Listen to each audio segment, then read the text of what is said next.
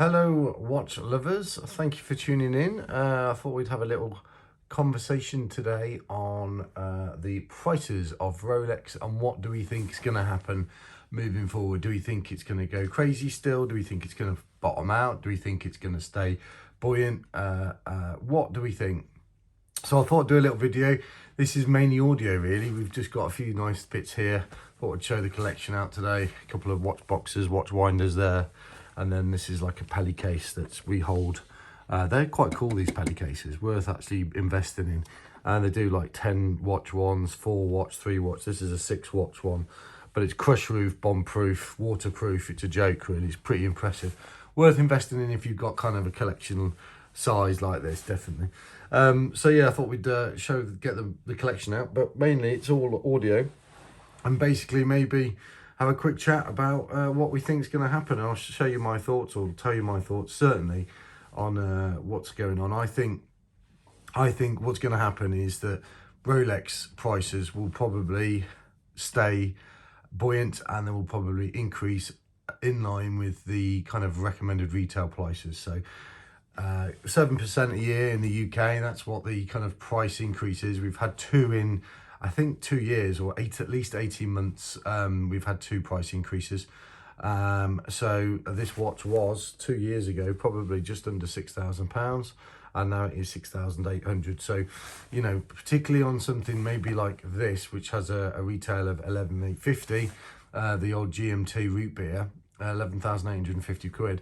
If that goes up by 7%, you're looking at, you know, best part of £1,000 really.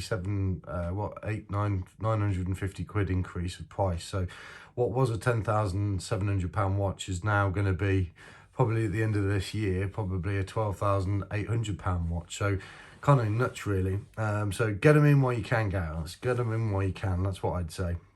But I think if obviously the prices of the watches by Rolex increase, I think just the grey market, I think it just dictates really the demand for these watches, because the supply is relatively low.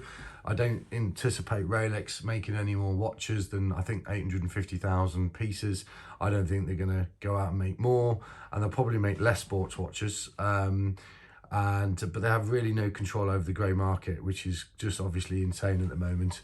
And obviously depending on some watches like your Submariner, which is fetching pretty much 70-80% over the list value of the RRP.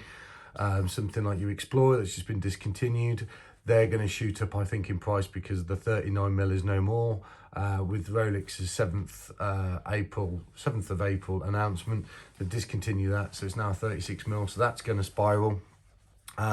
And even things like your Explorer 2, which are now fetching best part of £9,000-10,000. So I think genuinely you will see that it will be still buoyant, even with the recession and with COVID and all that malarkey that's going on in the world. I still think that people are putting their money, rather than into housing, people are putting them into luxury assets like classic cars, like things like watches, where, you know, you may get a better return over 4 or 5 years. So I think Rolex prices will stay buoyant, and they will just continue to rise. I think because of the demand is always there, and because obviously these watches are not 500 quid or 200 quid, because they are 4, 5, 6, 7, 8,000, 9,000, 10,000 pounds. People who've got that money disposable, they're wealthy people. They've got the cash, they've got access to finance. And so I don't think it will even ever bottom out. I don't think that Rolex will ever have you know, a fire sale where the overnight these watches kind of half in price. I think there's so much physical demand, and the marketing strategy for Rolex, I think, is just insane. So that is my prediction, guys. I think that you will continue to see them rise. I think that you'll see the Daytona become a £28,000-30,000 watch. You'll see things like your Datejusts soon become 10.5, £11,000 watches, and it won't be long before these become, you know, 18,000-19,000 pounds. So yeah, it's very, very significant at the moment, the way things are going up in price. But just get them while you can, guys. Create relationships with the ADs if you can, and buy them while you can. While it is a little bit of fun, I admit sometimes it's all about the chase for me. I do enjoy the chase of getting the new watch. So yeah, good luck to you. Hopefully you get what you want this year.